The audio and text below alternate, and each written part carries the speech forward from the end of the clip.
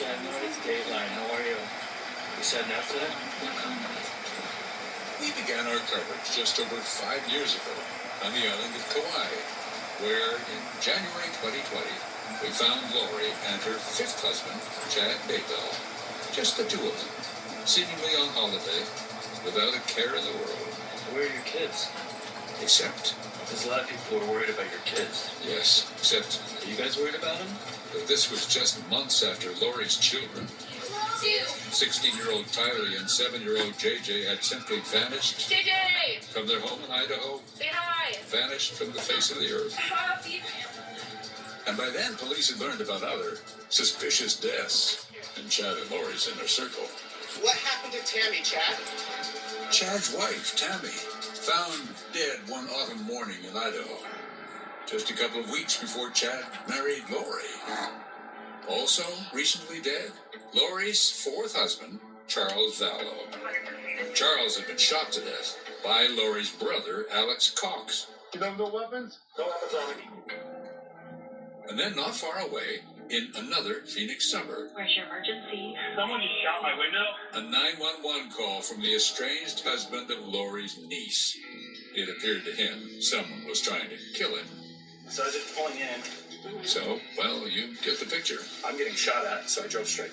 And the two people at the center of all these strange goings-on, the missing kids, the dead husband, the dead wife, the driveway shooting, claim to be leaders of the gathering of the 144,000 chosen people, who, according to their own unique reading of the Book of Revelations, would amass in a spot in southeastern Idaho near the town of Rexburg to greet the second coming of Christ.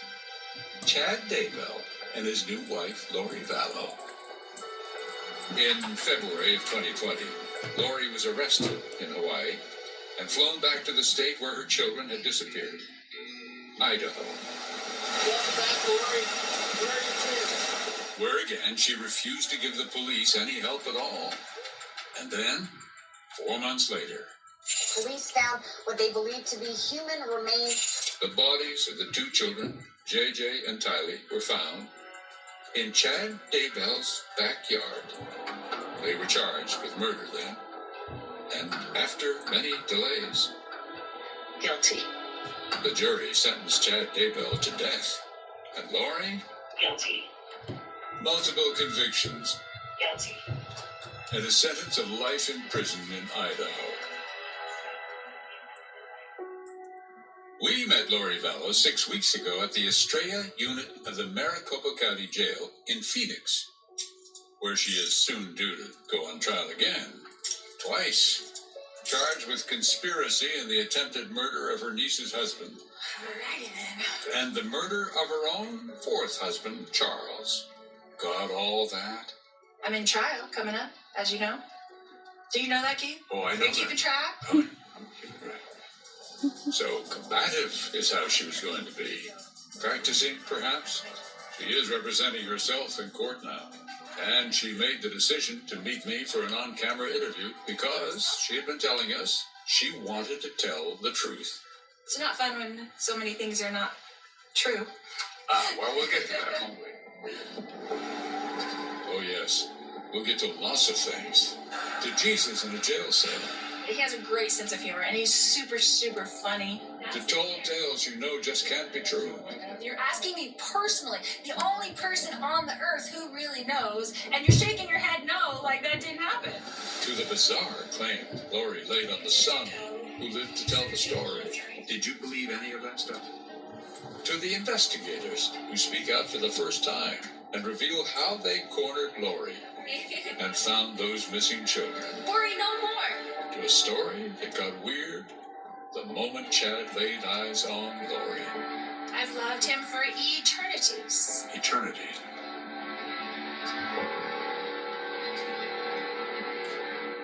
Liberty. Liberty Mutual is all she talks about since we saved hundreds by bundling our home and auto insurance. Liberty. Hey kid, it's pronounced Liberty. Liberty. Liberty. Liberty. Liberty. Liberty. Liberty. You know, she's mocking me. Very mature. Hey, that's the nephew too. Hey, I'm not the one acting like a total baby. She's two. Only pay for what you need. Liberty. How? indigestion? I'm feeling better. All in one and done. With Mucinex Kickstart. Better now. Mucinex Kickstart gives all-in-one and done relief with a morning jolt of instant cooling sensation. It's comeback season. Target made Good and Gather for you, helping you save on tasty berries frozen at peak ripeness, ready whenever you need them. Everyday favorites at unbeatable prices. We made Good and Gather for you, only at Target. My kids can't hide anything from me. I'm home. Especially when they've been using toilet paper that doesn't hold up. New Charmin Ultra Strong has a diamond weave texture that's more durable and it cleans better, so you can use less. Enjoy the go with Charmin. Aveeno introduces new daily moisturizing cream. It's clinically proven to moisturize dry skin for 48 hours and instantly strengthens skin's barrier for softer, smoother skin. Aveeno, the power of oat for sensitive skin. The darkness of bipolar depression made me feel like I was losing interest in the things I love. Then I found a chance to let in the light. Discover Capilita. Unlike some medicines that only treat bipolar 1, Capilita is proven to deliver significant symptom relief from both bipolar 1 and 2 depression. And in clinical trials, movement disorders and weight gain were not common. Elderly dementia patients have increased risk of death or stroke. Caplyta is not approved for dementia-related psychosis. Call your doctor about new or sudden mood changes, behaviors, or suicidal thoughts right away. Antidepressants may increase these risks. Report fever, confusion, stiff muscles, which may be life-threatening, or uncontrolled muscle movements, which may be permanent. High cholesterol and weight gain may occur, as can high blood sugar, which may be fatal. Common side effects are sleepiness, dizziness, nausea, and dry mouth. These aren't all the side effects. Ask your doctor how Capilita can help you let in the light. Find savings at capilita.com.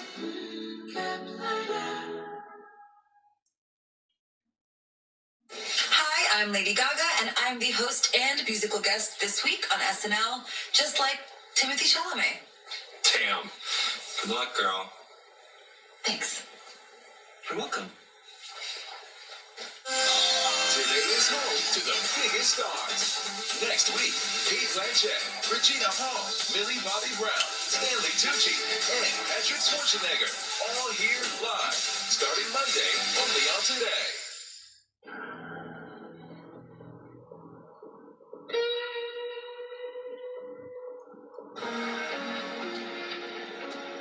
The question hung in the air during our sometimes strange jailhouse conversation, did for me at least. And I will love him for eternities in the future. Was the meeting that launched all this the result of pure chance? Or was it what Lori Vallow always wanted? She was born into a large Mormon family in Southern California in 1973 and was a charmer from the very start, but was unlucky in love. 3 husbands by the age of 28, had a young son named Colby, who, as a boy, adored his hairdresser mom. I would say my mom is multi-talented. She's always loved to do different things, sing, dance. And oh, Lori loved the spotlight. Competed on the TV game show Wheel of Fortune. How was the hair in Austin? It's good. Good. Us, it's a happening place. Probably thanks to you. Pretty much. And even in the Mrs. Texas pageant in 2004, during which she offered what now sounds like prophecy. I'm basically a ticking time bomb. But aside from that, she was the neighborhood fun mom.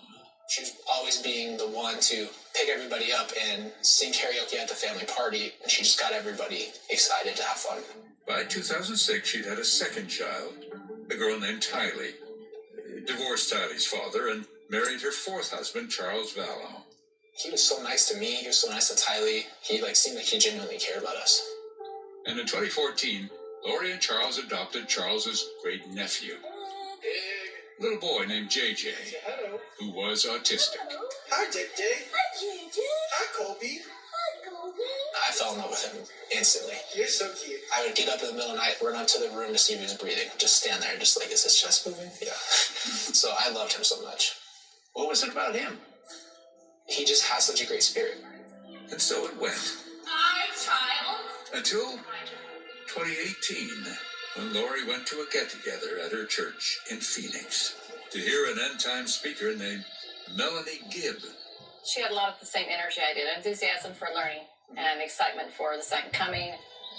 Like Lori, Melanie was drawn to a particular end times theology that their Church of Jesus Christ of Latter-day Saints considered too extreme. And as of that day, they became fast friends. So like a sister kind of a friend that you just meet suddenly and just like, this girl's a lot like me. So Melanie listened to Lori's stories about her husband, Charles Vallow, and 3 kids. By then, Colby was 22, Kylie 16, and JJ was 6. Melanie got the impression that her new friend was struggling.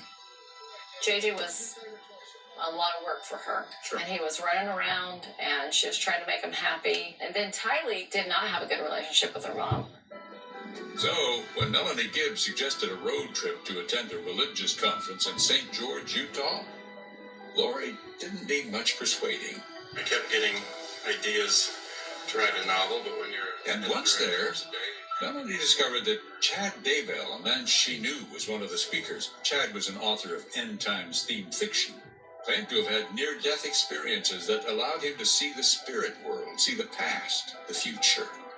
Lori and Melanie went to hear him speak.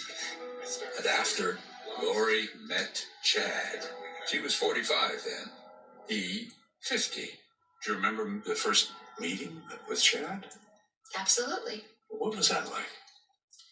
That was amazing. Tell me about it. It was amazing because the veil was once again opened, and we remembered each other. The veil? Why, the veil between heaven and earth. And that, said Lori to Melanie, is how she knew she and Chad had met in past lives. Lots of times. Chad's past lives? How many? 31. And Lori's past lives. How many lives had she supposedly had? 21. And just 5 on this planet. Both of them had 5 on this planet. Oh, wait a minute. Just on this planet. Where were the other ones? Other Earths that were located in the universe. My spirit was standing up, looking down at my body. But now, years after that meeting and all the trouble that followed it, sitting here talking to me in jail, maybe Lori would finally recognize a more normal reality. I mean, it's unlike anything earthly once you're out of your body. I'm like, this is... No. I recognized him spiritually. He recognized me spiritually, that we had known each other for eternities. Chad, hi. Hello. Soon, Chad appeared on a podcast with Lori and Melanie. Glad to be on the podcast with you. And then, just 3 weeks after he met Lori, Chad traveled from his home in Idaho to Arizona for a religious meeting at Lori's house. Well, Lori's husband, Charles, was out of town. Did you see evidence that she and Chad were falling in love? Oh, yeah. I asked her, like, why don't you get a divorce? And she said, well, Chad and I are not allowed to. Lori's reason? She and Chad, she told Melanie, were exalted, godlike, no divorce for deities. Something we asked Lori about, or tried to. So when Chad came along and said you're a goddess and you've lived for, since the beginning of time, and so is he. You said that Chad said that? Are you saying that Chad said that? No, I'm saying. Did you hear Chad say that to me? I've heard a lot of stuff, Keith, and I'm here to say you've heard a lot of stuff. What I tell you will be the truth. Well, will it be? Was it ever? With Chad in the picture, said Melanie Gibb, Lori began saying some strange and disturbing things about husband Charles. Chad calls and says, I just want to let you know that Charles, something happened to him. His spirit is no longer on this earth, it is in the spirit world. And there was this character named Ned Snyder, and now he was possessing Charles's physical body. So what, he'd become a demon or something? Or I guess you could call it that. They later phrased it as a zombie, but in the beginning they just said Ned. Poor Charles had no idea about any of this, of course, until Lori told him. Because a couple of weeks after that phone call, at the end of January 2019, Charles called the police. I can't get in touch with my truck yet. After coming home from a trip and finding his truck and his family gone.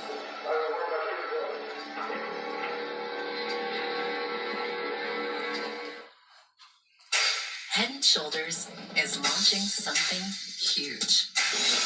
Here, the forest belongs to wolves, and winter's beauty disguises her dangers. Sunday on NBC and Peacock.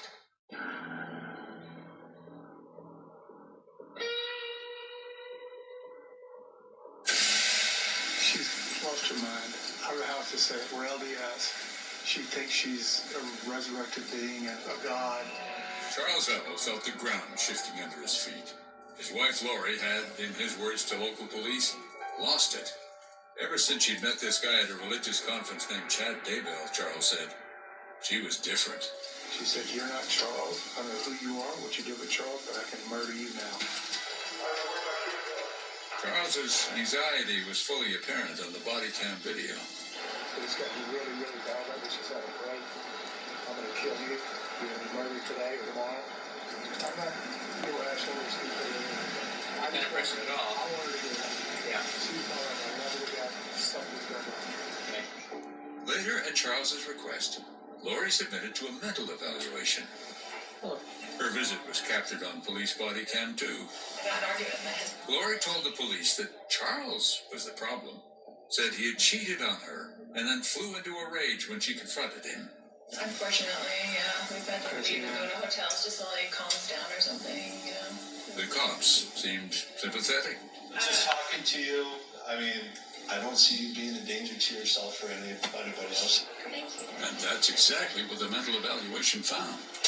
I'm going to check to see if I can go in there. But Charles seemed to know better. And at the end of June 2019, he sent an email to someone you'll hear a lot more about. Tammy Daybell, Chad's wife of nearly 30 years, and the mother of his 5 children. It read in part, "Tammy, my name is Charles Vallow. I have some vital and disturbing information regarding your husband and my wife, Lori." Well, surely Charles expected some reaction from Tammy, but nobody knows who opened that email, but it had been opened and deleted, and Charles Vallow's email had been blocked. Here's Nate Eaton of East Idaho News and an NBC News consultant. So it's possible that Tammy Daybell did see the email and think, what is this? This is a weirdo. I'm going to delete it and block him. Or another theory is that Chad Daybell kept an eye on her email, deleted it, and then blocked the email in case Charles tried to contact her again. And so Charles received no answer. He was alone and frightened, perhaps, when he told those officers she was calling him a demon with a strange name. He says, "I'm Nick Schneider. I've taken over Charles's body." It wasn't Nick, of course, but Ned Schneider. You're going to be murdered today or tomorrow. But what did it mean? What were Chad and Lori up to? And was that why? We asked her, and here's what happened. Are you saying he became Ned Schneider? Well, that's what he told the police, that you told him he was somebody named Ned you Schneider. never told that to the police? I have a video Did you of it. hear it? Yes. He's on tape saying that to the police. He was terrified that you were going to kill him. Really, Keith? Is that where you're going to go with this? Well, that's what we're here to talk about. No, Lori wouldn't talk about Charles as Ned Schneider. But of course she knew we had her text messages to her brother, Alex Cox, referencing Lori's belief that she could not move through portals to the spirit world while Charles was alive. Apparently it is tied to Ned being gone, hopefully today or tomorrow.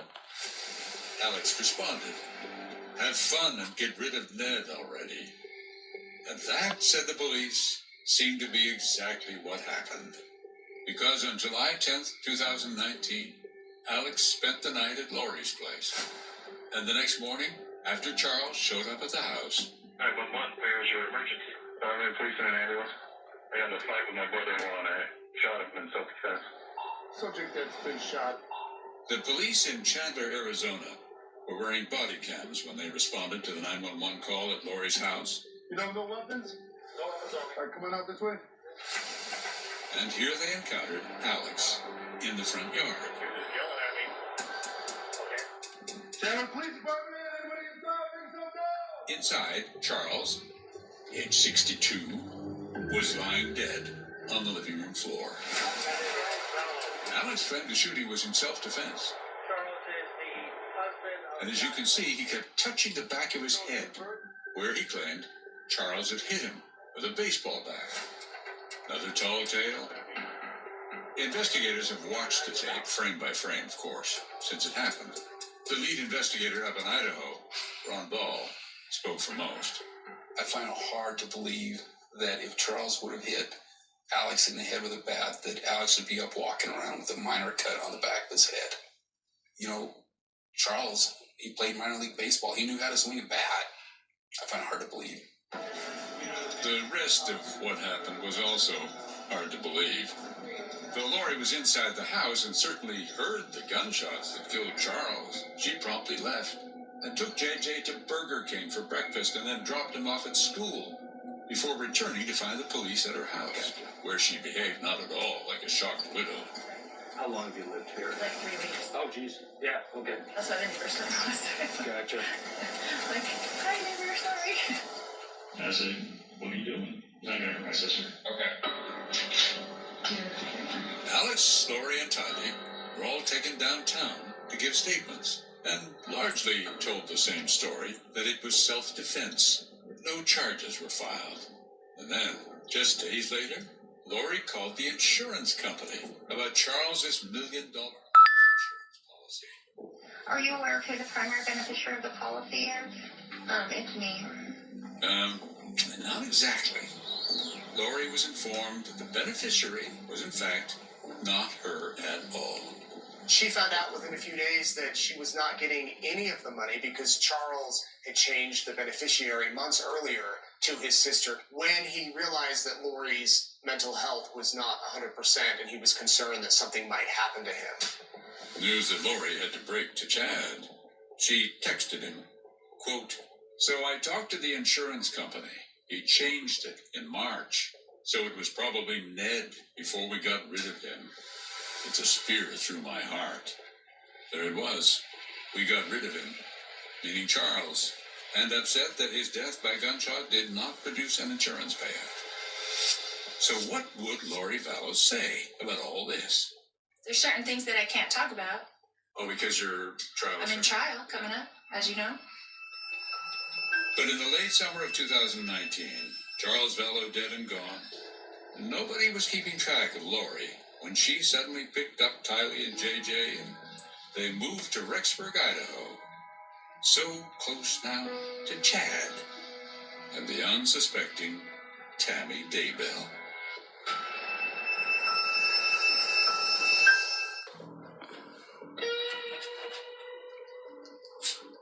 I have lots of stories to tell you. Sure. Which one is the real Lori?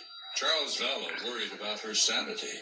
Her trial for the murders of JJ, Tylee, and Tammy was delayed for months while she was treated for religious delusions. Now, in Arizona, she's her own lawyer and is either serious or not about this. Does Jesus visit you often here? Jesus visits all of us. He's a very good friend of mine. He loves everybody. I'm just his favorite. You're his favorite? No, I'm just teasing. There's a joke. Can I joke with you, Keith? Can we joke? Yes, of course you That's my bumper sticker. I said, if I ever had a bumper sticker, it would say, Jesus loves you, but I'm his favorite. We were well down the rabbit hole now, as she dodged combatively from one distracting diversion to another. Almost like a character in Alice in Wonderland. I am a talker, so. Was this the real Lori? Or is she playing a character? A lot, okay? And playing me too, or trying to.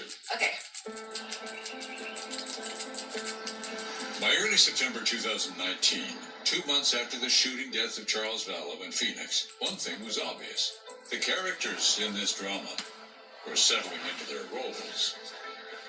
Chad Daybell was the prophet, the leader of the group, the man one investigator described as an unattractive, unsuccessful author, transformed into the keeper of the gates of heaven, foretelling the imminent end of the world, and dictating with the wave of his hand the worthy and the damned. And Lori Vallow? Well, she played a sort of nymph, a divine partner for all time, a heavenly honeypot, if you will. Former FBI Supervisory Special Agent Doug Hart worked the case from the start and knows as much about Chad and Lori as just about anyone. There's a kind of a mutual manipulation that these two had going, right? Unquestionably, yes. It is absolutely a two-way street. Lori used sex to manipulate Chad, and Chad used his visionary status to manipulate Lori. But moss and flames can't forever exist 900 miles apart.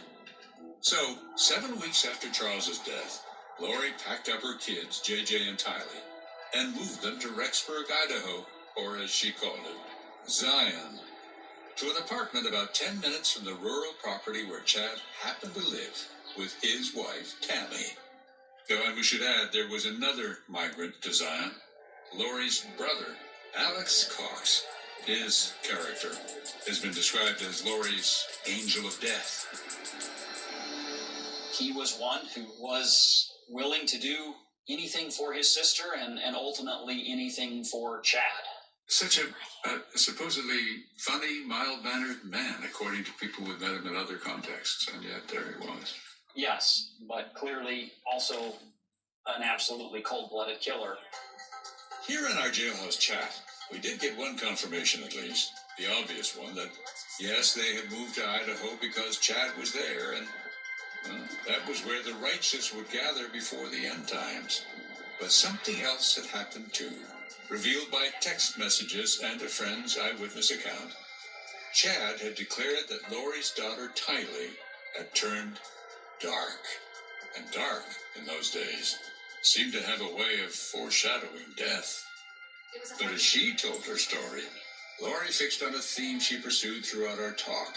Tylee, she said, was sick and in pain due to what she called persistent pancreatitis. She drove up to Idaho and followed me up there. She had to stay in bed for days, right?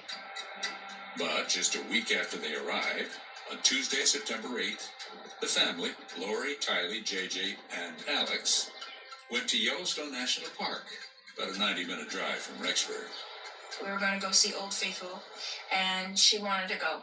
So she got up out of bed. JJ was running around, and she was smiling, and you have seen the pictures, right?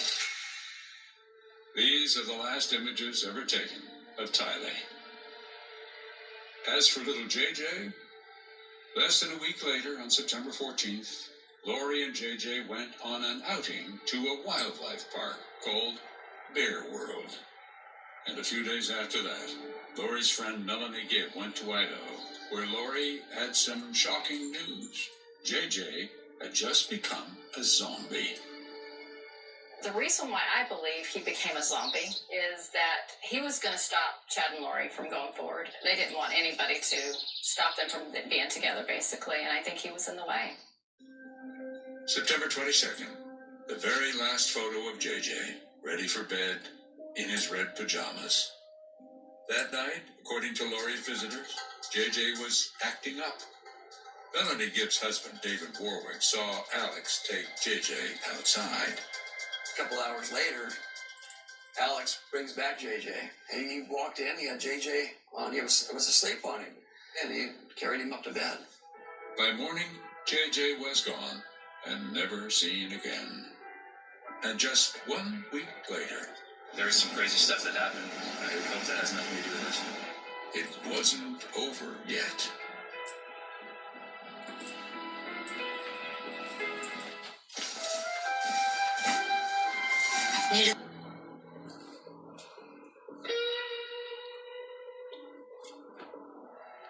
One thing everyone who's met Lori Vallow knows, the woman loves attention, and she is certainly getting it from all over the world.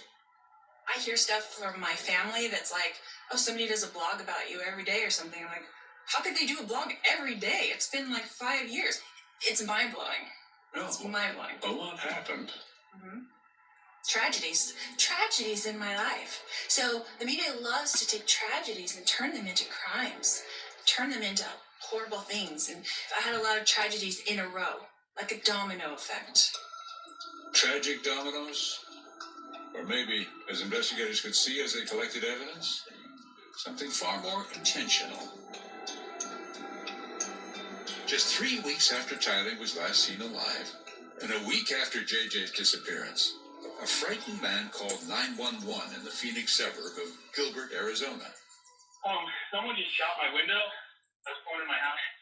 The voice on the line belonged to this man, Brandon Boudreau. At the time, he was going through a nasty custody fight with his wife, Melanie Boudreau, the niece of Lori Vallow and her brother Alex Cox.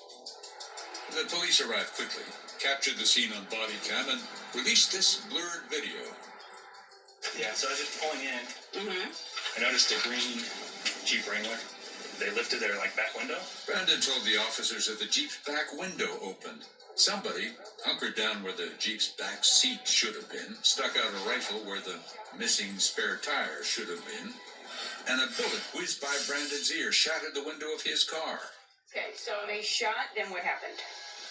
It hit my window, and instead of turning in, it scared me really bad. And then, he said, the shooter took off. I noticed a green... The Jeep was green or gray, said Brandon, and had Texas plates.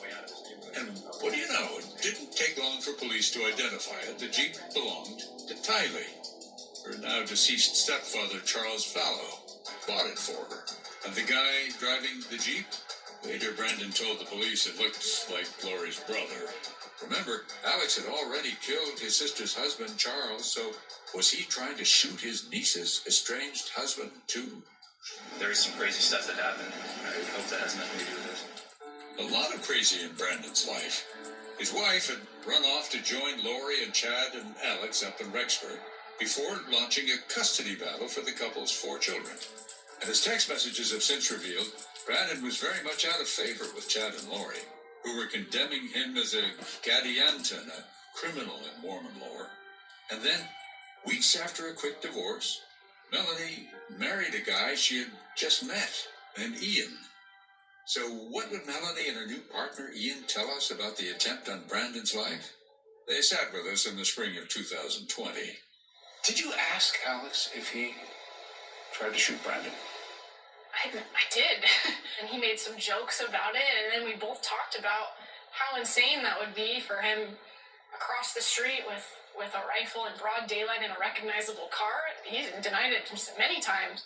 That was hardly a surprise, but investigators thought this might be a pertinent point about Brandon and the attempt on his life. Charles's death hadn't paid off in insurance money the way it appeared Chad and Lori hoped it would, which probably meant they needed cash. And Brandon? There was the belief among them that he had a big life insurance policy. He made good money, he had a good job, so they knew that he had access to money. And then there was also this fascinating piece of evidence. On the day of the shooting, here was Lori on surveillance video at her rented storage unit, joined by the still very married Chad Daybell. Here, police watched them bring in a tire, just like the one that was missing from Tylee's Jeep when Brandon was shot at. And then they lugged in a folded back seat, which would have created space in the back of the Jeep for a shooter. On the way out, Chad gave Lori a hand in a more intimate sort of way. And then the day after the shooting, Alex showed up at the same storage unit in Idaho, and as you can see, he carried out the tire Chad had put in the day before, and then also carried out the folded back seat.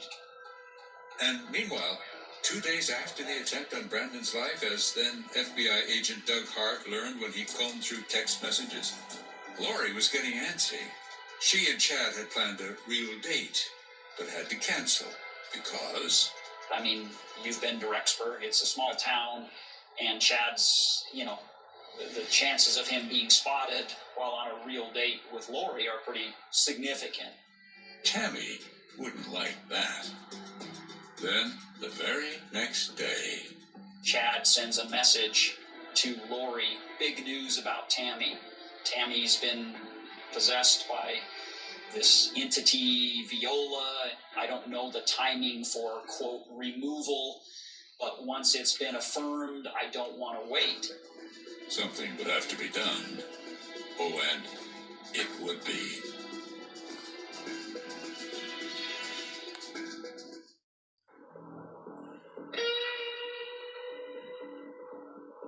Everyone has a time when they live, and everyone has a time when they're going to go back to home, to heaven. So it's kind of the idea of you go off to college, learn a bunch of things, have experiences, that's what life is, and then you go home. You have As Laurie sat and explained, it all seemed so benign, as if she were in a temple wearing robes instead of bright orange and blue handcuffs in a high-security jail. I'd almost forget what she was here for. Things like this.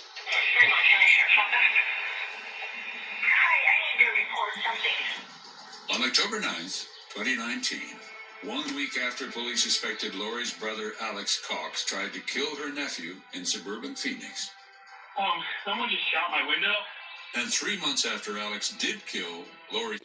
What I still can't get to the bottom of is the raccoon reference. I'm not sure if Tammy Daybell herself knew what was going on between the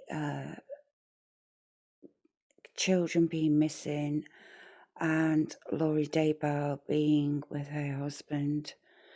And also, nobody knew at the time that the children were missing and dead, by October 8th, before Tammy's death.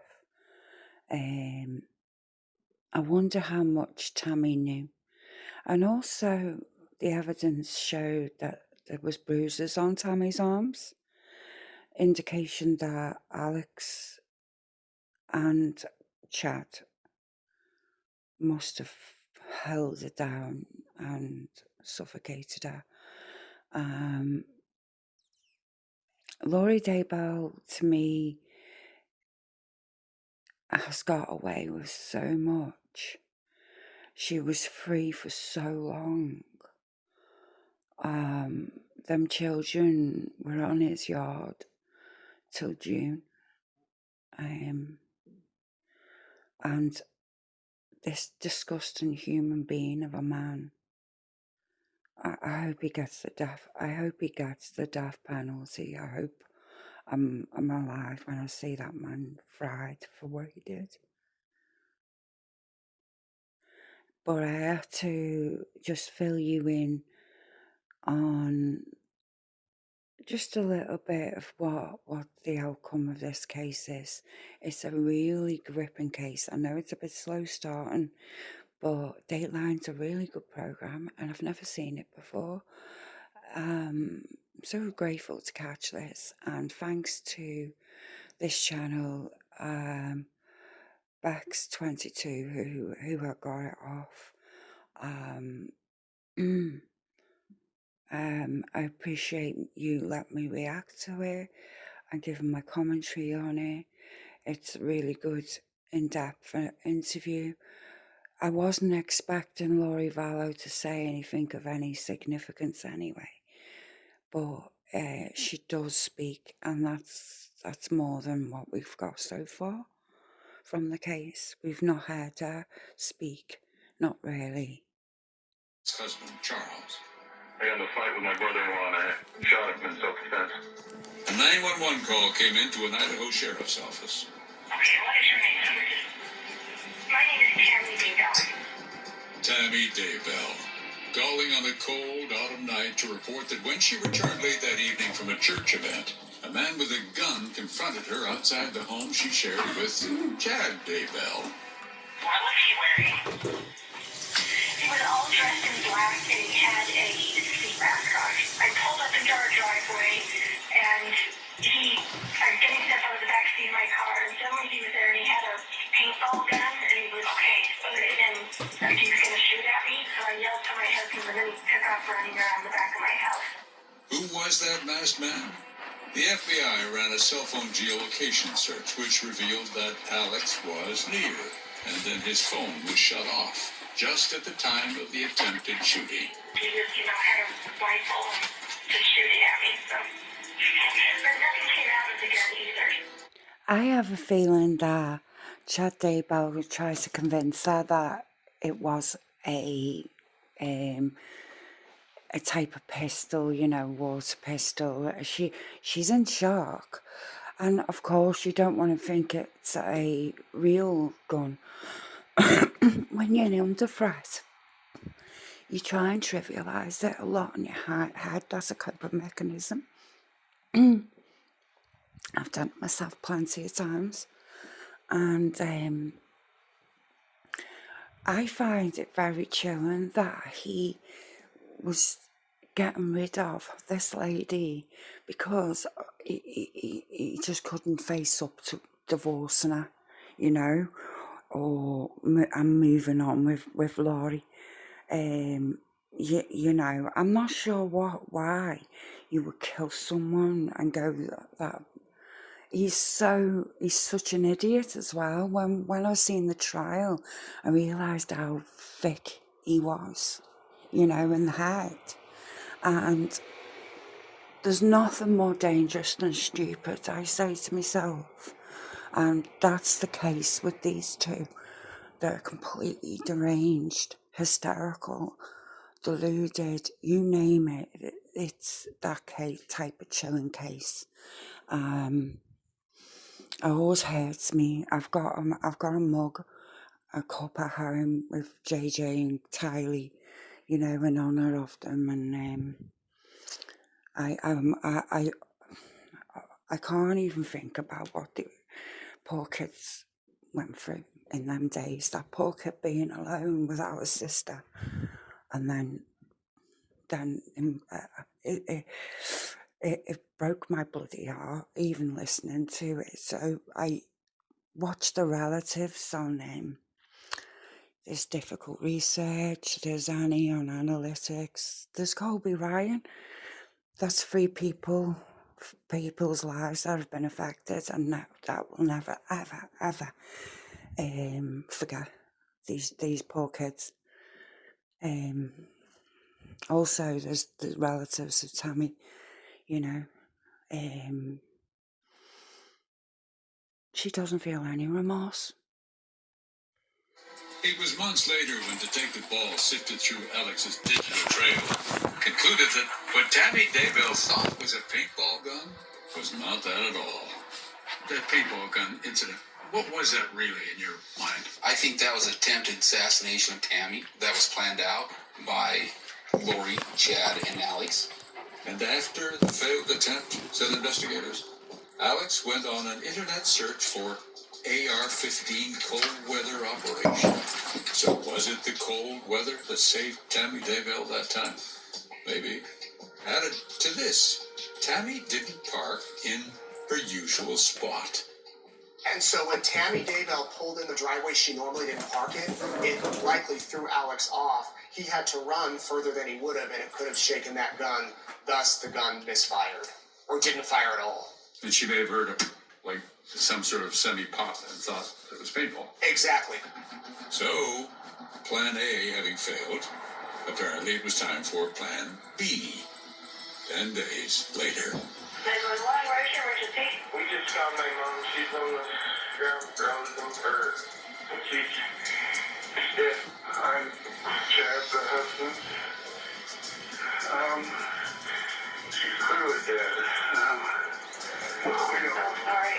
Chad and his son called to report that Tammy had died in her sleep. Okay, Chad, I'm gonna get somebody up here right now. Okay. Later that morning, Chad notified Tammy's sister, Sam.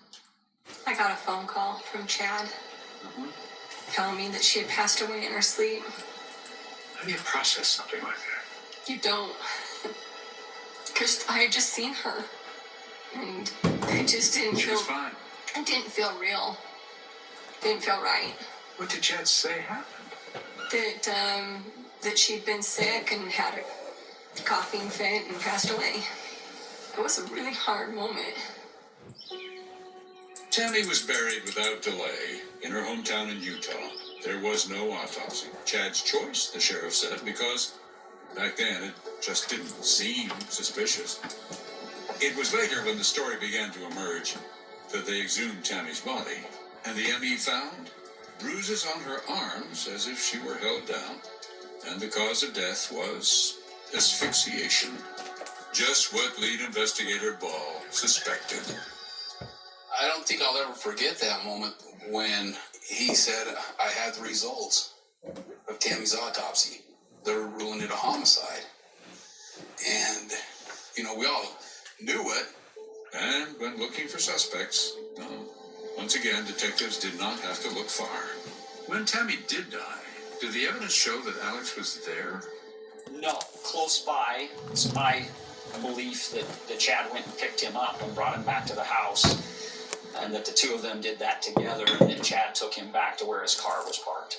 But that was a two-person crime? I don't see how you could do it otherwise.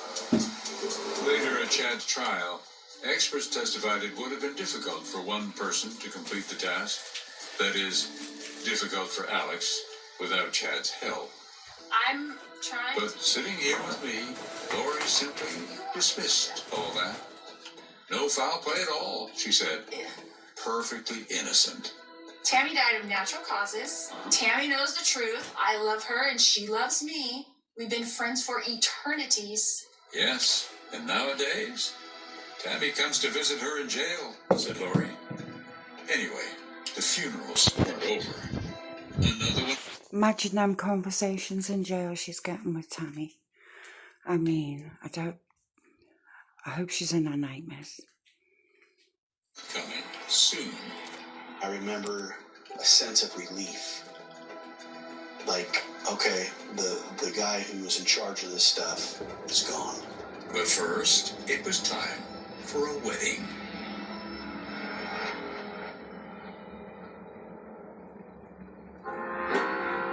The darkness of bipolar depression made me feel like life was moving on without me.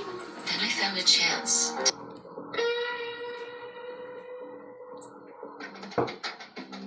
You're gonna have to break these questions down, Keith, and I'm gonna have to answer them one at a time.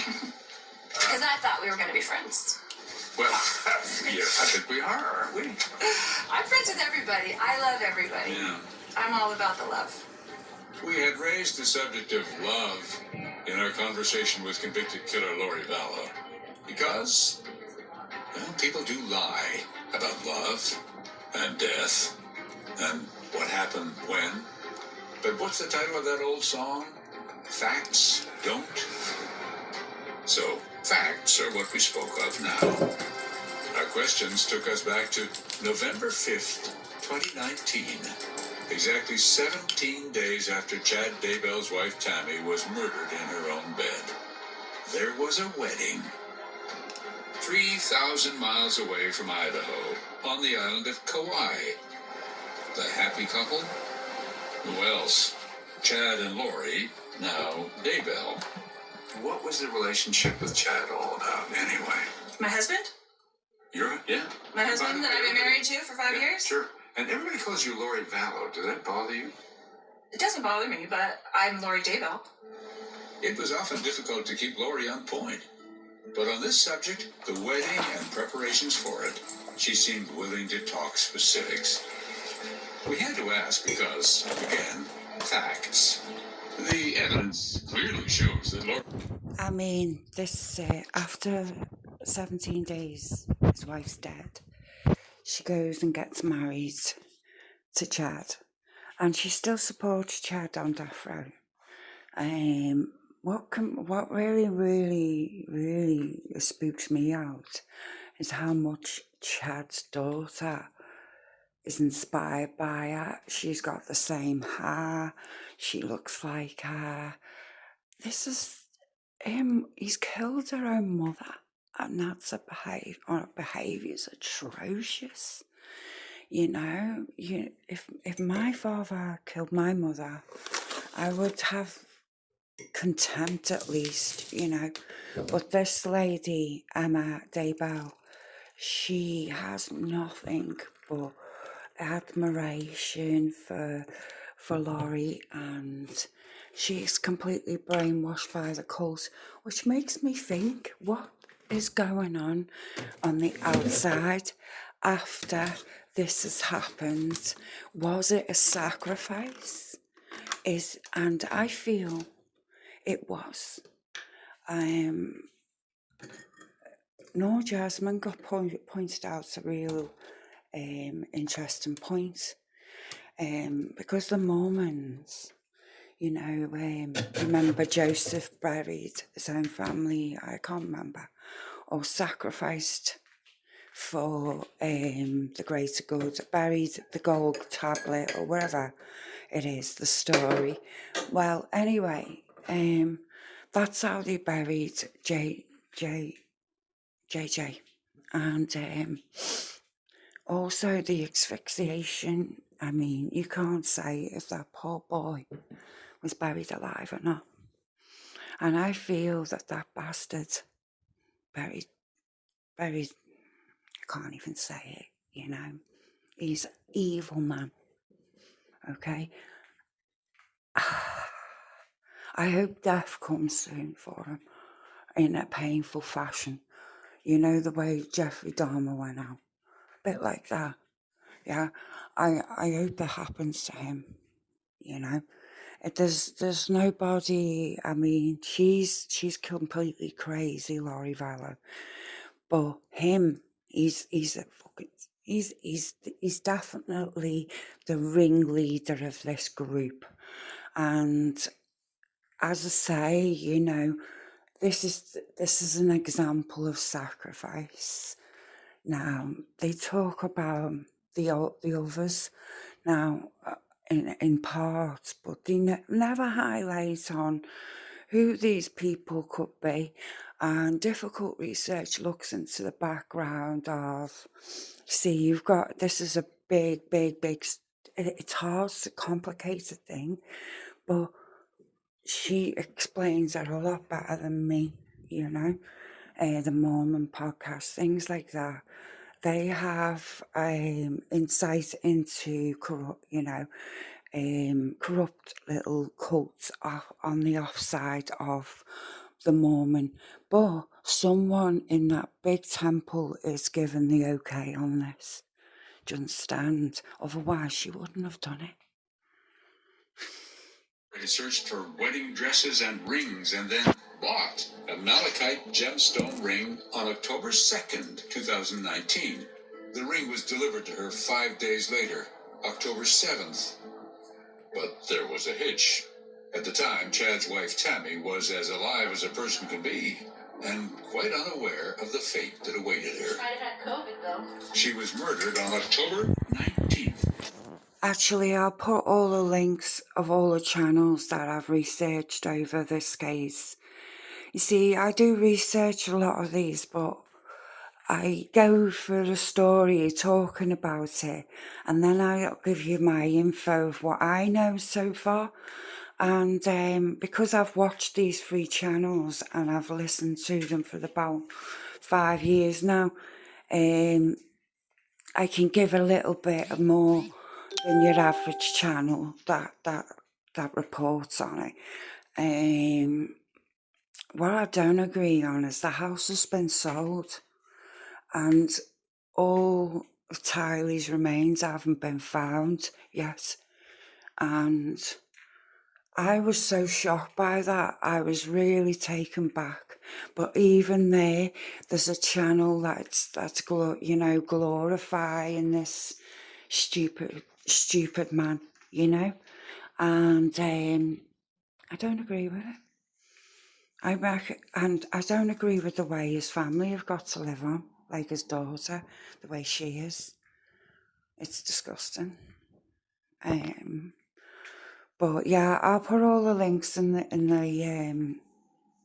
the box, because if you're anything like me, you find the case interesting. You want to know what channels to watch. Well, watch someone who's got details on a person on a personal level, because it really does hit home that this is a real situation. This has happened. You know, these 2 children were buried in his garden. 2 weeks after Laurie's wedding ring was delivered. In journalistic terms, this would be called a gotcha. And you bought the wedding rings. That is an untrue statement. You don't know what you're talking about on that one. It's online. The purchase is there. And then we see the video of those very rings on your fingers and that ceremony on the beach. Those rings were not initially bought for us. So get your facts straight, Keith, before you start making accusations. See, you don't know. You don't have any idea because you've heard all these rumors. You're going to tell me who they were bought for. Rumor has it Who were they bought for, if not you? Alex and Zulema, initially. That's Lori's brother, Alex Cox, and the woman he would later marry, Zulema Pastinas. Lori's version? After buying the rings and dress for Zulema, Lori and Chad borrowed them. We used them in our ceremony, and then they were given back to Alex. The problem with that story? Well, investigators had many. First, former FBI Supervisory Special Agent Doug Hart, who examined tens of thousands of items from Lori's electronic devices. We certainly don't see any communications between Lori and Zulema, which we would have seen, saying, hey, I'm shopping for a dress for you, or I found this wonderful wedding ring for you. So that is conspicuously absent. Former lead detective Ron Ball. Come on. It's Lori trying to direct the details the way she wants them directed. Those rings were for her and Chad. So, anyway, Chad and Lori, happy honeymooners after their island wedding, and also $430,000 richer thanks to life insurance policies that paid upon Tammy's death, returned to Lori's apartment in Rexburg, Idaho, where, as it just so happened, police detective Ray Hermosillo had just received a call from Gilbert, Arizona. Detectives there were investigating an attempted murder. Okay, so they shot, then what happened? You hit my window?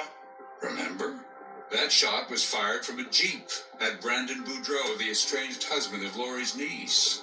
And the Jeep, detectives discovered, was registered to Charles Vallow, whose widow, Lori, records revealed, had moved from Arizona to Rexburg. So, what did they want you to do? They wanted me to do some intermittent surveillance, kind of watch the place. The place was Lori's apartment complex, where she and Chad and Alex and Lori's niece Melanie, a.k.a. Brandon's estranged wife, had all set up shop. While keeping watch, Detective Hermosillo read in on Alex Cox, who was suspected of trying to kill Brandon, and who, a few months earlier, did kill Lori's fourth husband, Charles Vallow. So, what are you thinking about him at this point? He's kind of a dangerous dude, right? At the same time, Hermosillo and his lieutenant Ron Ball started hearing even more chatter about Chad and Lori. Like how Chad's first wife, Tammy, had suddenly died just a few weeks before. The common denominator in this whole thing is Lori. And it was at this point, when police from Arizona traveled to Idaho to seize that Jeep, that investigators started to focus on the question, where are the children? They asked about JJ. JJ, as in JJ Vallow, Lori's 7-year-old autistic adopted son, who, along with his sister Tylee, at this point had not been seen for weeks. What did they want to know about him? They just asked through our surveillance if we had seen a little boy outside playing outside the residence, and we told him we hadn't. He said, okay, well, his grandma hasn't seen him for a while, and I may need your assistance to go knock on Lori's door and see if JJ's with Lori. So on November 26th, 2019, the detective did just that. But at Lori's front door, there was no answer. We went around the back, and that's where I finally met Alex and Chad for the first time. What were they doing, just hanging outside the back door? They were unloading a pickup truck. I asked Alex where JJ was at. You know, he kind of looked over at Chad. Chad looked back at Alex. And then he said, I think he's with his grandma in Louisiana. The detective felt a weird vibe from Alex. What was he like? Nervous. Especially when I told him that that was unlikely because Grandma in Louisiana was the one that called in the welfare check. He gave me that 1,000-yard stare. And based on his reaction, I knew there was probably something more going on. Something more, all right. The detective asked for Lori's phone number. Alex said he didn't have it. Come on. So, did Chad have Lori's number? He said he didn't know Lori's number. He was married to her, but he didn't know her number. He didn't know that I knew he was married to her, right?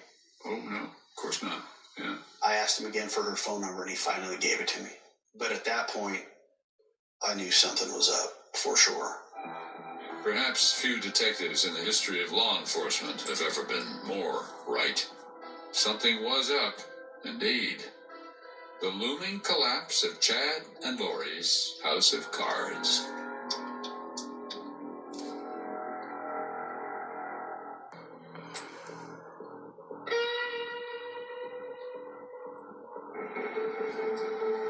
I'm here to tell you the truth, and you don't even want to hear it. Of course I want to hear it. I don't think you do. But I want to hear the truth about all kinds of things.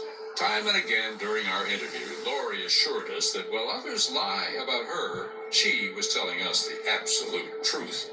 I'm trying to give you the truth, and you really don't want to hear it. So you want the truth. Yeah. Want the truth that you already think you know. I'm the person it happened with. I'm the only one who knows the truth, and I'm trying to give it. But if you don't want to hear it, I will be happy to be quiet. Of course, it would have been easier to believe that were it not for all the lies she has told before. Like, well, for example, this body cam video of very poor quality showing then Detective Ron Ball and a colleague approaching Lori's apartment in Rexburg. This was just minutes after Detective Hermosillo had that strange encounter with Alex and Chad in the alley. Lori and Lieutenant Ball, Police Department, how are you? You got a minute? This time, Lori answered the door, and, as if she had a choice, welcomed detectives inside. Sort of. From the start, Lori lied like a sidewalk, but faced with questions about her 7-year-old adopted son. So, JJ would be where? He's in Arizona. Who's he with in Arizona? He's with one of my friends in Arizona. JJ was not, of course, with a friend. More on that in a minute. But as detectives asked more questions, Lori acted as if she had no clue. What could possibly be attracting so much attention from law enforcement? What is all this? We're a little concerned. Because, well, the officers who were here earlier were checking, and they got us that vibe that, like, something was going on here because somebody knew anything about a child they weren't talking. It's because a lot of stuff goes on. You want to know it's a lot of stuff. So. Well, that's why we're concerned because it just was kind of weird. It is very weird. I've had to move around a lot. One of my brothers is trying to kill me. Kill her for life insurance money, she said. Wasn't true, of course. Projection, perhaps? Lori herself, remember, tried to claim Charles's life insurance after Alex killed him. She went on then about why things appeared a bit dodgy. So I don't tell people the truth about where we are and what we're doing because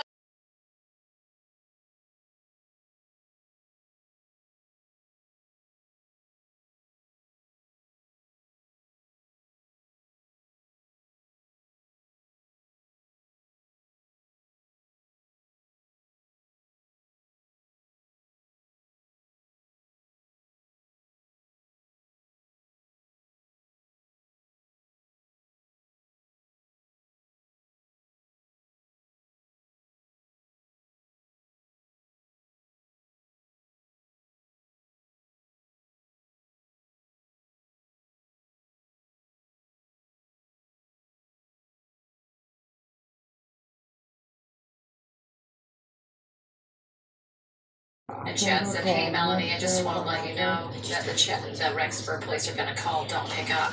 How did he seem? Calm? No, nervous. As her head spun, there was a second call.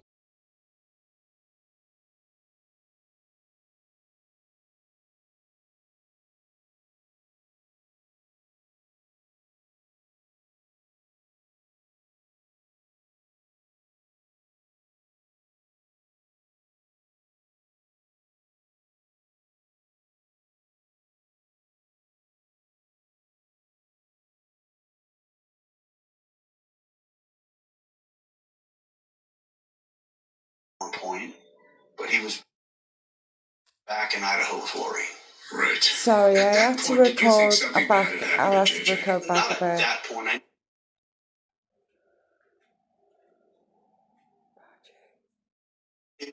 Acted as if she had no clue. What could possibly be attracting so much attention from law enforcement? what is all this? We're a little concerned because, well, the officers who were here earlier checking, and they got a fat vibe that like something was going on here because somebody knew anything about a child. They weren't talking.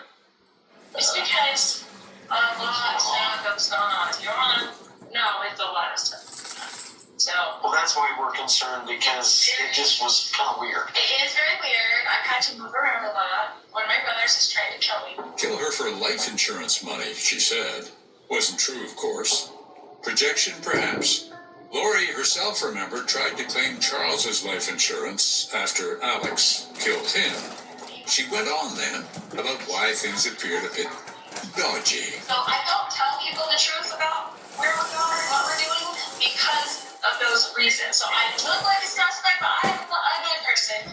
Then Detective Ball got the idea to ask her about those two guys in the alley. Who were they anyway? My brother and his friend, probably. They didn't know me. Lori's brother, Alex, and friend, Chad Daybell. At this point, we knew that they were married. She didn't want to get into too much of a conversation about Chad for obvious reasons at this point. Before long, the detectives left. Okay, get out of here. And as soon as they did, Chad and Lori got busy. Calls were made. To Melanie Gibb in Arizona, for one. The friend Lori had just told police JJ was staying with. I get this phone call out of the blue. And Chad said, "Hey, Melanie, I just want to let you know that the Rexburg police are going to call. Don't pick up." How did he seem? Calm? No, nervous. As her head spun, there was a second call. Lori calls and says, "Hey, everything's fine. Oh, I told him that JJ was with you." It's like a bomb drops on you. What do? You just are in shock a little bit. Was that the moment this all changed for you? The bottom fell out? Absolutely. I can't even begin to tell you how horrible that moment was for me. Were you betrayed by these people? Oh, yeah. They tried to use me as their way of escape. Melanie quickly got her head on straight, and when police called to verify Lori's story, she said that she had JJ at one point, but he was back in Idaho with Lori. Right. At that point, did you think something bad had happened to JJ? Not at that point. I knew something was up. At that point, we were bound and determined to find JJ. And the next morning, when police showed up again at Lori's apartment to execute a search warrant, we went over there and everybody was gone. There wasn't a soul in that place. There was furniture, food in the pantry, food in the fridge. It looked like they just pretty much walked out. You must certainly have hit a nerve with your questions. They just disappear afterward. And I think that those questions that were there asking about the kids, absolutely, it triggered them to flee response, and they know that we're hot after them. What started as surveillance on a Jeep has certainly taken a turn. The chase was on. Stay ahead of your child's moderate to severe eczema. Vallow Daybell's murdered son, JJ, sits down with KSL to share his thoughts on giving her a platform to speak. Tonight at 10, after Dateline NBC's Jailhouse interview. If something blows off your car, you are responsible for the damage, but what happens when the damage is caused by one of these? I'll show you what you need to know before your next time driving through a construction zone on a windy day. Get Gephardt, Rogue Road Barrel Damage, Monday at 10. Del Taco's Jumbo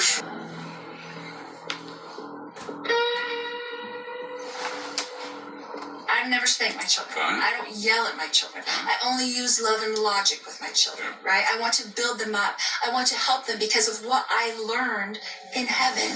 The knowledge I... As Lori Vallow continued to explain the finer points of parenting, it was not lost on us that more than 5 years ago she had gone on the run when detectives asked her one simple question to which every parent of a 7-year-old child should have an answer. Where's your child? Where was JJ? For that matter, where was his sister, 16-year-old Tylee? When Lori and Chad Daybell disappeared from their apartment in Rexburg, Idaho that day in November 2019 and returned to Hawaii, did they understand how quickly the law would catch up to them? They couldn't have known, really, that within 24 hours, the FBI had been called in. Or that investigators would soon contact her son, Colby. I called her because I was freaking out, and I said, the two detectives are looking for Tyler and JJ. What is going on? She said, I got it. I'll take care of it. I love you. Have a great day. Something like that. Detectives in Idaho entered JJ's name into a database of the National Center for Missing and Exploited Children. Through our investigation up to that point, we learned nobody had seen Tylee either. So we also added Tylee to the missing persons report. And when they asked that great detective, the public, for help? Tonight, 2 Arizona kids are missing after vanishing without a trace. After going public, we started receiving tips on where Chad and Lori could be, and some of those tips came from Hawaii. Huh. Enough to make you think that's where they are? We were able to confirm that through cell phone data. Okay. From Lori and Chad, yeah. But were the children with them? Were they being kept somewhere else? Detective Ray Hermosillo didn't know what to think. You kind of wondered in the back of your head, are these kids okay? Are they stored in a bunker somewhere for crazy religious beliefs? And then, in the middle of all those questions, a brand new shock. Okay, what is the emergency? Something happened to Lori's brother, Alex Cox, her angel of death. Something bad. He'd collapsed in an apartment in Gilbert, Arizona. Alex was rushed to a hospital, but it was no good. Later, police interviewed the woman Alex had married just 2 weeks before, Zulema Pastinas. I remember them taking us to the hospital, and I don't remember much of what happened between that and until the time that they brought me back to the room for me to turn off the machines. Then I remember somebody came saying that I couldn't touch him anymore, that he was considered a crime scene, and that I needed to leave. It will surprise no one. There was considerable suspicion early on of foul play. I remember a sense of relief. Like, okay, the guy who was in charge of this stuff is gone. But then it was immediate with, now we have another body. It was so overwhelming, Keith. We didn't know what to think. And here is the designated killer apparently killed, or at least dead. And he didn't know why at that point, right? Didn't know why at that point. But when the autopsy was done, the ME concluded that the death of Alex Cox was no crime at all. Alex Cox had been killed by blood clots in his lungs. He was 51 years old. I would like to have been able to arrest him and charge him for the crimes that he committed. I think he got out of this world too easy. Meanwhile, detectives and special agents decided enough was enough. They patiently worked the case for 8 weeks. It was time to confront Lori and Chad in Hawaii. And it didn't take long for law enforcement to find them. Here they were, sitting by their hotel pool on a warm, sunny day in January 2020. Sir. What they gave her was a court order demanding she produce JJ and Tylee within 5 days. The next day, the police pulled them over, searched their car, seized their car, and thus forced them to walk a gauntlet of reporters back to their hotel. Reporters including our NBC News consultant, Nate Eaton. Did you do something to your children? Are your children still alive? Are you guys innocent of any crimes? Have you committed any crimes? But 4 weeks later, Lori still hadn't produced the children, and so she was arrested and flown back to Idaho. Welcome back, Lori. Where are your kids? All right. Her first court appearance filled the room, the hallways, the streets outside, with the curious citizens of Rexburg. But she still wouldn't answer the question. Where are those kids? I remember walking out of the court at that time and talking with some guys. I'm like, these kids now, they're not alive. We're now looking for bodies. Indeed, they were. Hundreds of agents and officers had been working the case in multiple states for months, combing through every electronic device ever attached to Lori, Chad, Alex, and the others. It had to be done manually. And in the end, the search for the children would come down to one unlikely text message containing one odd word. You can't do a keyword search, and if we did a keyword search, raccoon certainly wouldn't have been a keyword that we were looking for.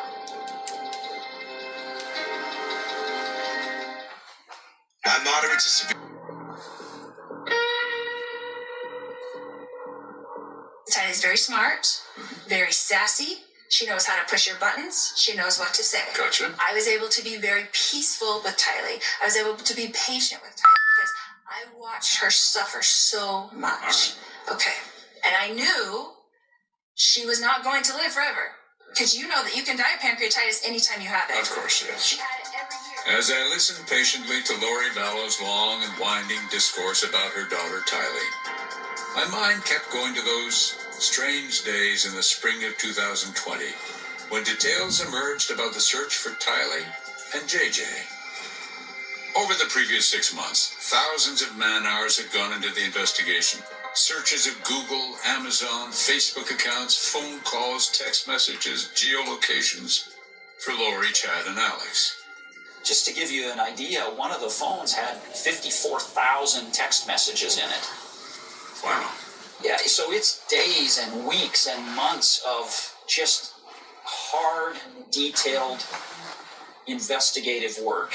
And all that work painted a picture, confirming the September 8th, 2019 trip to Yellowstone, and revealing that Tylee must have been killed when they returned home that very night.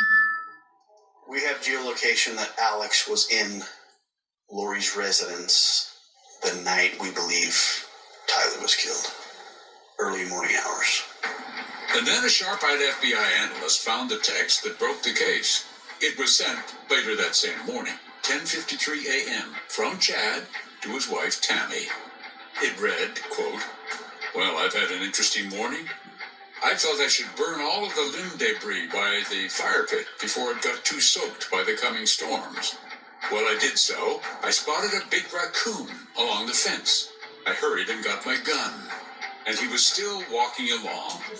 I got close enough that one shot did the trick. He is now in our pet cemetery. Fun times." End quote.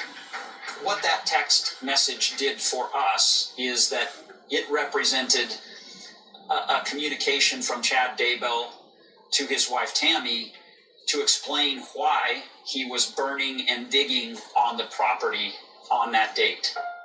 When in fact investigators felt sure they'd been burning and burying Tylee. And ultimately, we're able to piece all of these critical things together into an affidavit and seek a search warrant for the property.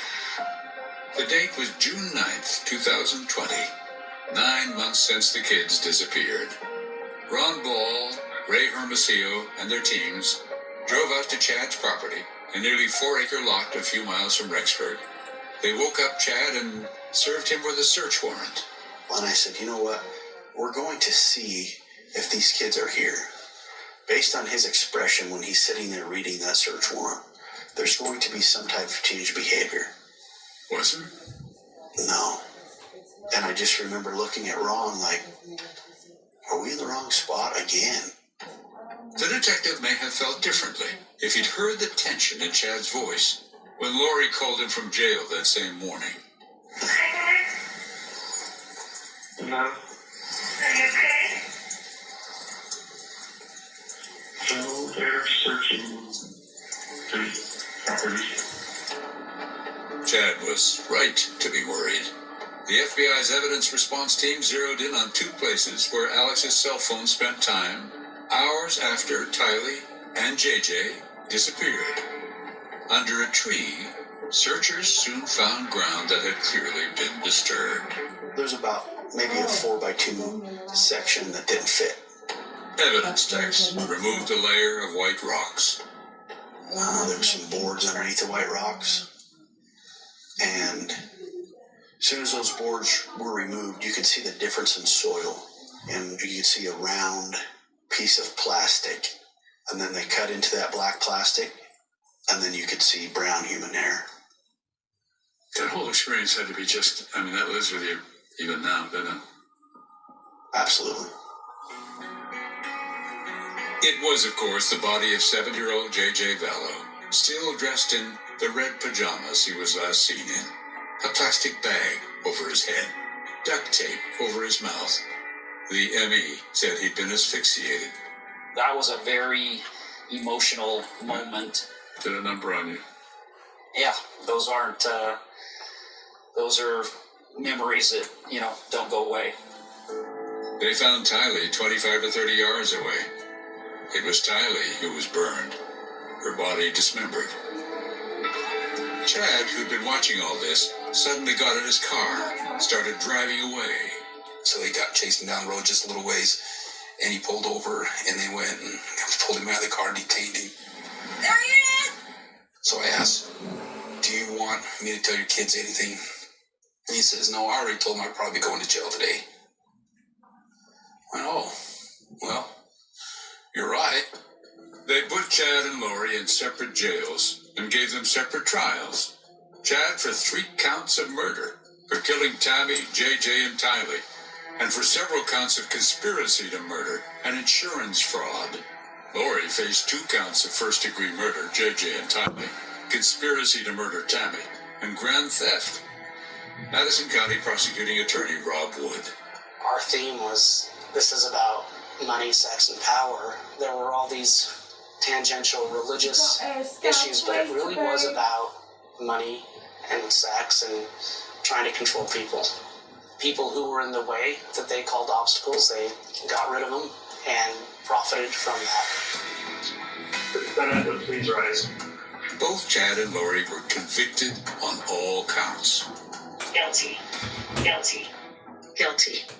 How involved do you think Lori was in the deaths of her own children? I think the evidence suggests she was involved at some level. JJ's body showed signs of a struggle, and looking at how he was found, I think it suggests that more than one person was involved. And Tylee, I would tend to think it was probably a 2-person thing. The jury sentenced Chad Daybell to death. The defendant would be sentenced to death on those counts. And Lori? Jesus knows me. And Jesus understands me. Before her sentencing to life imprisonment, she said something rather curious. Accidental deaths happen. Suicides happen. Fatal side effects from medications happen. What on earth was she talking about? Her surviving son wanted to know. And so did we.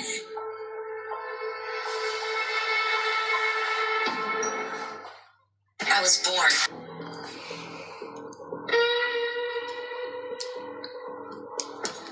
When we met with Lori Vallow Daybell in jail, we were given 90 minutes to speak to her. 90 minutes, no more. She seemed determined to fill the time with tales about Tylee. She claimed that giving birth to Tylee actually killed her, briefly, sent them both straight to heaven, before Jesus asked her to return to life on earth. When I saw Tylee in heaven, before she was born, she knew she was going to come have all these difficult things, and she was still giddy with excitement about coming to earth and fulfilling her mission. Meanwhile, Lori dodged questions about the wreckage in her own life. We have Tylee, we have JJ, Yes. we have Chad's wife, we have the attempted murder on Brandon, we have, there's a lot of mayhem. There's a lot to my life. If you want to hear the actual explanations, I'm here. There's a big, but it long doesn't sound explanation. like you really want a lot of the explanations. I don't have all week to hear all these explanations. Well, it's going to take a long time, so it's probably going to take more than one session. That, the sheriff's office told us, was not a possibility. This visit with Lori, they said, was a one-time thing. It turned out, by the way, that we weren't the only ones searching for answers from Lori. And perhaps no one on earth has been more affected by her crimes than this man, her son, Colby. I've been working in therapy on unpacking a lifetime worth of stuff. I mean, it's an ongoing process. In the past half-decade, Colby has lost his brother, his sister, his stepfather Charles, the most stable male figure in his life, his uncle Alex, and of course, his imprisoned mother. How did it change the way you view the world? I guess I always was like a very positive, see the best in people kind of person. And then I watched someone that I knew my entire life, do what she did, and it just changed the way I view people. And all the craziness and death? There's just no way to explain to anybody what it's like to go from, let's call it normal life to something this big happening, and then I have to deal with the complexity that's my mom, that's someone that I don't even recognize anymore. There's a microscope on your life too. Yeah. Do you get the feeling of being watched as you progress through life? Yeah, I mean, that's kind of the thing I think I finally somewhat embraced is people are going to have questions. Welcome to the Scar Wars podcast.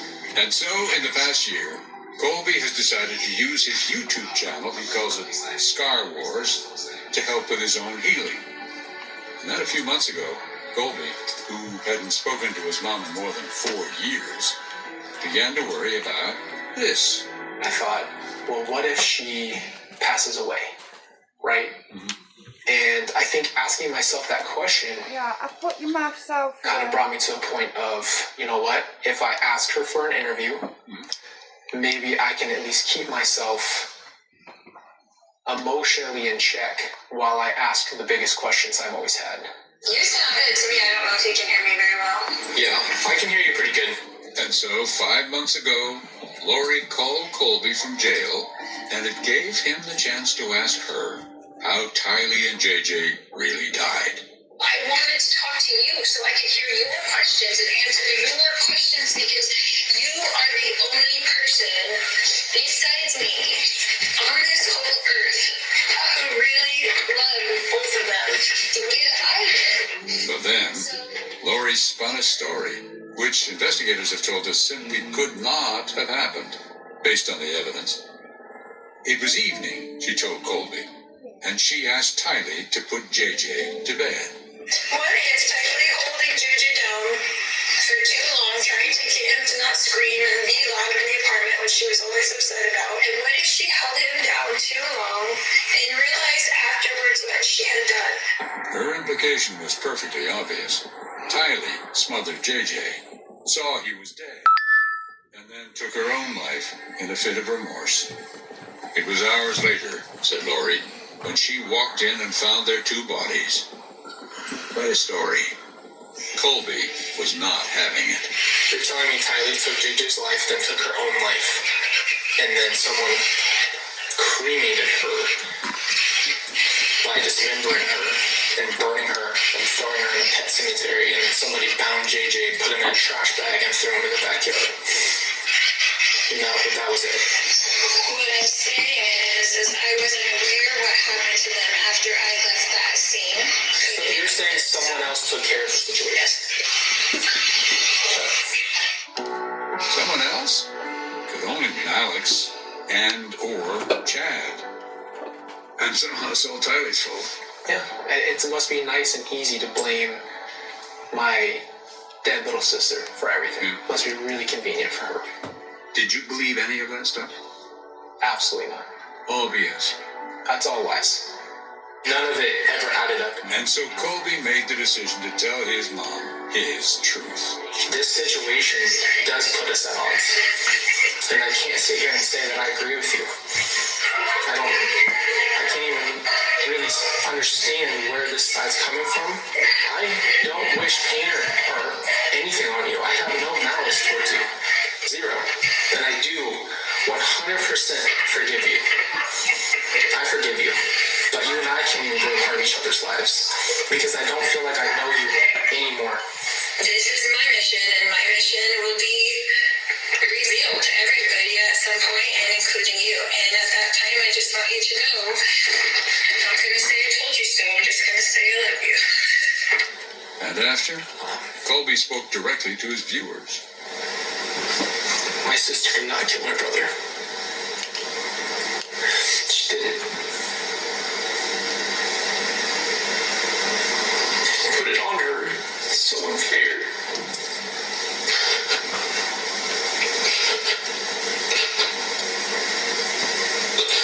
It's so unfair to Tylee. She would never do that. Well, you're asking me questions. Did she understand what she was doing to her only surviving son? Would she finally face up to what she did to the others? Were you there the night that Tylee died? Were you there the night that JJ died? The darkness of bipolar depression made me feel like I was losing interest in the things I love. Then I found a chance to let in the light.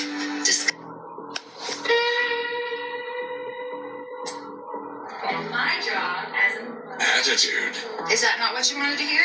Attitude here. You're calling me a babbler? And here. Do you want to take a break? As we neared the end of our jailhouse interview with Lori Vallow, I was struck by the contrast. I think that's kind of the place I'm at now. It's just acceptance. Just full acceptance of the situation. Son Colby, reflective, anguished, a serious man. The way that my sister was treated was with hate. That's not even human to do what they did to her after. And Lori? Not quite sure what this was. You want to go on later and say, Lori told me this in your ominous voice, but really this is what happened. Are you going to do that to me, Q? Ominous voice? Mm-hmm. Yeah. Maybe that one. Yes. That's the exact voice that I'm talking about. Lori danced. Verbally, that is. Danced away from questions she seemed determined to avoid. She tried to fill our allotted 90 minutes with a long and rambling story about Tylee, clearly leading up to the same one she told son Colby. Well, we tried to finally pin her down on the established facts that had convicted her of multiple counts of murder. Why did Chad label your children dark and then, That is all. call them zombies? You're saying that didn't happen? Did you hear him say that? Well, no, but others did. I didn't. Oh, I see. But that would be a pattern, that he would label people dark, and then they would either die or somebody would have an attempt on their life. No, that's the narrative that you've been running. The evidence shows that Tylee was killed the night they returned from Yellowstone, September 8th, 2019. And JJ was killed 14 days later. No, that's not accurate. Sorry, it's not the truth. You asked me for the truth. You're asking me personally, the only person on the earth who really knows, and you're shaking your head no, like that didn't happen. Did I shake my head? Yeah, you're shaking your head a little bit. No, I'm just looking at you. The evidence presented at Lori's Idaho murder trial left her jury in no doubt whatsoever. I'm quoting what the court said about you and Chad, that you go ahead and quote it. actually conspired to kill these people. And were you there when... I was falsely accused, I was falsely Let me ask you convicted, directly. and I will be exonerated. All right, fine. Were you there the night that Tylee died? Were you there the night that JJ died? Was where? Alex in these places when they died? In the place where they died, were you there? What place was that? Did you watch? What place was that? Do you have any idea? I'm asking. Well, I'm the Doesn't only really one that matter. knows. Do you know? You're pretending like you know. It doesn't matter. I'm not pretending I know. I'm asking you a question. Did you watch? I left long before that.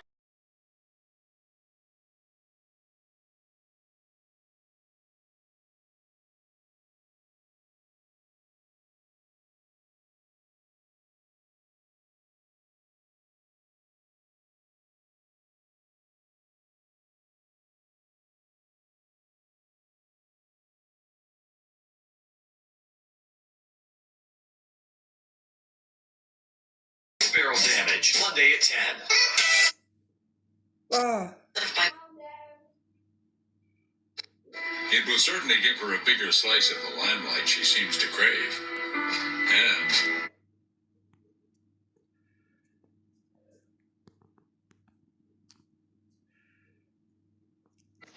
check out our Talking Dateline podcast. Keith Morrison and Andrea Canning will go behind the scenes of tonight's episode. Available Wednesday in the Dateline feed wherever you get your podcasts. We'll see you again next Friday at 9, 8 Central. I'm Lester Holt. Really, this is what happened. Are you going to do that to me, Kate? ominous voice. Yeah. Maybe that one. Yes. That's the exact voice that I'm talking about. Lori danced. Stand there all day. Verbally, that is. Danced away from questions she seemed determined to avoid. She tried to fill our allotted 90 minutes with a long and rambling story about Tylee, clearly leading up to the same one she told son Colby. Well, we tried to finally pin her down on the established facts that had convicted her of multiple counts of murder. Why did Chad label your children dark and then, That is all. call them zombies? You saying that didn't happen? Did you hear him say that? Well, no, but others did. I didn't. Oh, I see. But that would be a pattern, that he would label people dark, and then they would either die or somebody would have an attempt on their life. No, that's the narrative that you've been running. The evidence shows that Tylee was killed the night they returned from Yellowstone, September 8th, 2019. And JJ was killed 14 days later. No, that's not accurate. Sorry, it's not the truth. You asked me for the truth. You're asking me personally, the only person on the earth who really knows, and you're shaking your head no, like that didn't happen. Did I shake my head? Yeah, you're shaking your head a little bit. No, I'm just You're looking like at you. Mm. The evidence presented at Lori's Idaho murder trial left her jury in no doubt whatsoever. I'm quoting what the court said about you and Chad, that you go ahead and quote it. actually conspired to kill these people. And were you there when... I was falsely accused, I was falsely convicted, and I will be exonerated. All right, fine. Were you there the night that Tylee died? Were you there the night that JJ died? Was where? Alex in these places when they died? In the place where they died, were you there? What place was that? Did you watch? What place was that? Do you have any idea? I'm asking. Well, I'm the Doesn't only really one that matter. knows. Do you know? You're pretending like you know. It doesn't matter. I'm not pretending I know. I'm asking you a question. Did you watch your children die? That's a really sad question. It's a terrible question, and it's one I hate to have to ask, but, I mean, we've been talking about all this. I was not there, as you know. I told Colby. His response, remember? Did you believe any of that stuff? Absolutely not. But for Lori, it's as if the evidence, the trial, the conviction don't exist at all. You did not kill a soul. Absolutely You didn't not. participate in killing a soul. No. You didn't conspire to kill a soul. Correct. You didn't do any of those things you've been convicted of doing. Correct. What to make of Lori? 45. Soon she will have to enter a whole new world. Not heaven, but her upcoming trial. I have 2 motions that I'd like to file with the court today. All right. She will be representing herself as she is tried for the murder of her husband, Charles. She's pleaded not guilty. And not guilty of conspiring to murder her nephew, Brandon. What's it like acting as your own lawyer? It's great, actually. It's a difficult thing to do. You have to have your arguments, you know? I think this judge in particular has been pretty patient in letting people get their whole argument out. I can see where he might need to be. Yeah. It will certainly give her a bigger slice of the limelight she seems to crave. And, she assured me, will get her ever closer to the final result she fully expects. She and Chad will go free. Chad was convicted and he's on death row now. I understand that, yeah. He has some fascinating stories. Possibly think that Chad would be exonerated after what happened. The same way I will be exonerated. We will both be exonerated in the future. Because? I have seen things in the future that Jesus showed me when I was in heaven. And we were not in jail. And we were not in prison. And they were still in the future from now. Her own little world? Something like that. Outside in the real world, her only surviving son works hard to build a good life, in spite of all of it. I felt really guilty for even being the only one that didn't get killed. I think that's for a long time. But yeah, I mean, you know, try to put a brave face on, try to be there for your kids. You try to make it about them, but there's always a loneliness there. Well, his mother dances and dodges his questions and ours. And you're very good at dancing. And we should do a little jig.